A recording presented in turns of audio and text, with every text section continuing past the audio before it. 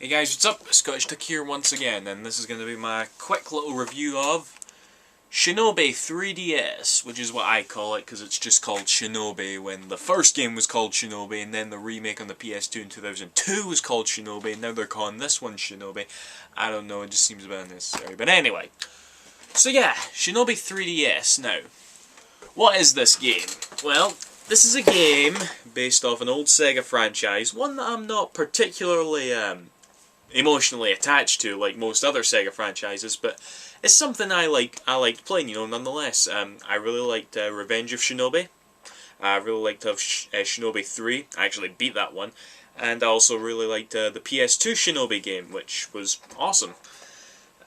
So yeah, here's Shinobi 3DS coming out in a real dry time for the 3DS, I guess you could say. I mean, it's about to come out of that because Mario Land 3D is just on the horizon. It'll probably be out by the time you guys see this video, but yeah, it's probably gonna this game will undeniably, get buried under Mario 3D. It's absolutely inevitable. But let's talk about the game itself anyway. So it's made by, it's not actually made by Sega, and this is what had me and a lot of other fans really worried. It's not made by Sega, it's made by a company called Kryptonite Games. Now, Kryptonite Games, you know those companies that do nothing but make shitty movie-based games? Well, Kryptonite Games is not one of those companies. Kryptonite Games is a company that makes nothing but the handheld versions of those shitty movie-based games, Get how you've got like a version on every console when a movie comes out. Well, they make the friggin' Nintendo handheld version, which is obviously, doesn't say much for their reputation. Though to their credit, I don't really want to mock them or anything. I really don't. To their credit, they actually went to Sega about the Shinobi franchise. They were that keen to, reboot it. And Sega went, yeah, okay, go on. So, and the end result was pretty okay, It wasn't like as bad as I actually thought it was going to be, but at the same time it didn't really, leave me feeling all upbeat and happy, like a revival of a classic Sega franchise should. Right, so, the game itself, it's, I can't even remember the name of the ninja you play as. You don't play as Joe Musashi. You play as his father, I believe. I don't know, maybe it's on the first page of the manual. But yeah, you play as him, and you've got this really weird story going all the way through the game. It's like it tries to make sense as it goes on, but it really doesn't. You really couldn't get any more cliche, to be honest. It's about a ninja. You're taking on a big corporate. I don't know. I really don't know. But the levels themselves are broken up. You'll be taken to a lot of different locations, and the levels are broken up with these really beautiful looking animated cutscenes. Oddly enough, they're not in 3D, but they have a real sort of 90s anime look to them, which is extremely fitting for a Shinobi game, to be honest. I was quite surprised. And yeah, but yeah, you're not playing Shinobi for the friggin' story. You're playing it for the gameplay. And this is without a doubt the game's strongest point. Not necessarily because the gameplay is fantastic, but because it emulates the old feel of the Mega Drive games and the Master System game, the first one, so well. You've got that real, incredibly fine line between, challenge and just outright cheapness.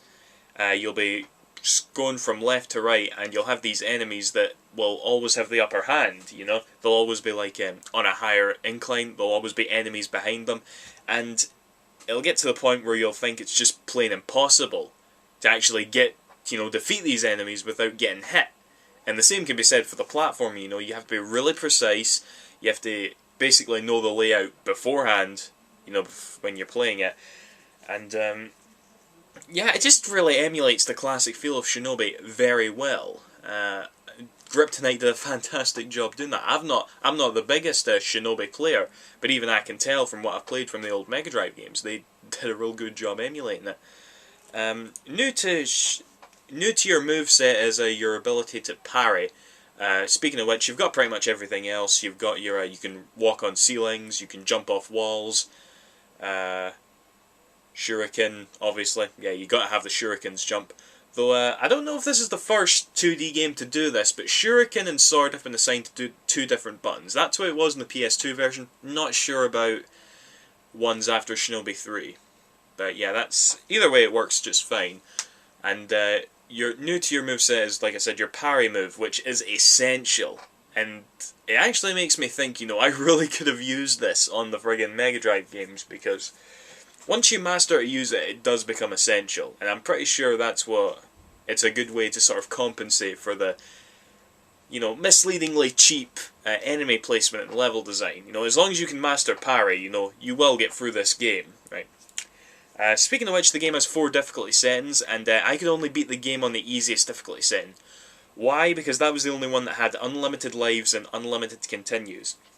Yes, there is an option to turn on limited lives and limited continues, which again, really caters to the whole retro feel, and that's something I appreciate, you know?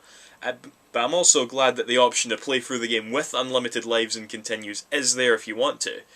I'm pretty sure the difficulty even affects knockback, you know, whenever you get hit by an enemy you'll be knocked back, which of course when you're hitting enemies on little platforms is extremely infuriating, and, you know... But yeah, I can't say much more about, you know, I keep bringing it up, but they really have emulated the whole feel of old school Shinobi really well. To the point where you'll probably think the game is being cheap with you, because you will die. You will die a lot. The game is very hard even on beginner. But, you know, at the same time, it's a formula that's worked, you know, since the 90s, and they've pretty much nailed it. Yeah, okay, enough with the whole nailing the Shinobi retro feel. Graphic-wise, this was kind of a controversial thing actually, because early footage suggested that this game looked like shit. And apparently it was originally in development for the regular DS, and that kind of shows. You can tell they've just added a few, like, higher textures or better frame rate or whatnot to sort of compensate for bringing it out on 3DS. The 3D effect in and of itself is okay, but...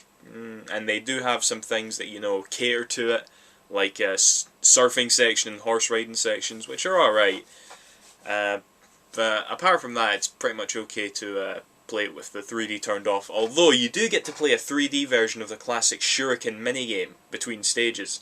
That is if you've collected the right power-up, you know. And that right there was a good, you know, little reference to the old school games, you know, playing the 3D Shinobi game. You actually use the touch screen as well. You flick the stylus and shurikens will be thrown. It's really sweet, it really is.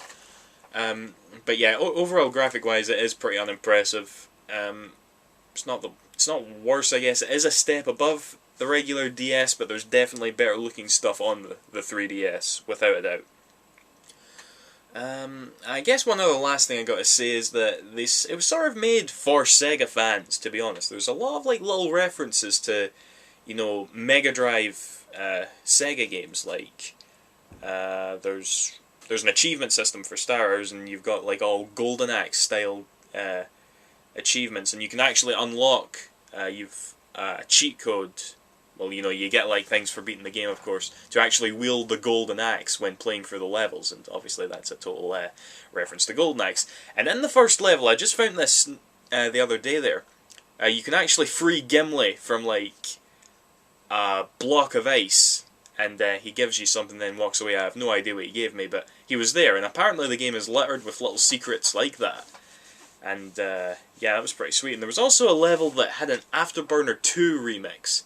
I don't know, Jets were involved, and it was really random just seeing, you know, Afterburner 2 remix of my Shinobi game, but obviously it was awesome because it's the Afterburner 2 classic song. But yeah, I guess it's 25 to 10 apparently. Anyway, aside from the main game, which is 8 levels long, and each level can take you up to an hour, right? It did with me because I was dying so much, especially if you're playing it with limited lives. But the main bulk of the game, obviously, you could probably beat in like 3 hours if you were speedrunning, of course, so it's not the most lengthy game in the world, but there is quite a bit to come back to. As said, there's an achievement system and different difficulty settings. There's quite a few collectibles throughout the game. You can, and secret areas, like I said, the aforementioned encounter with Gilius Thunderhead. Wait, did I call Gilius Thunderhead Gimli? I think I just called him Gimli earlier. I should edit that out. But yeah, anyway, you meet up with Gilius Thunderhead. Why the fuck did I call him Gimli? Fuck me. Gonna you stop talking? Oh. Alright, this review is over. Oh, I can't believe I just... What the fuck? All of you have probably already commented before finishing the video. Oh my god. In short, it's okay. It's not outstanding, but it's not pish. It's okay. I do recommend it. You know, 7.5 material right here. If you're a Shinobi fan, you will like it, because it gets the feel so well. But I know there's not a lot of Shinobi fans, so... But yeah, if you are a diehard Shinobi fan, go for it. That's it. See you after, guys. Thank you for watching. Bye-bye.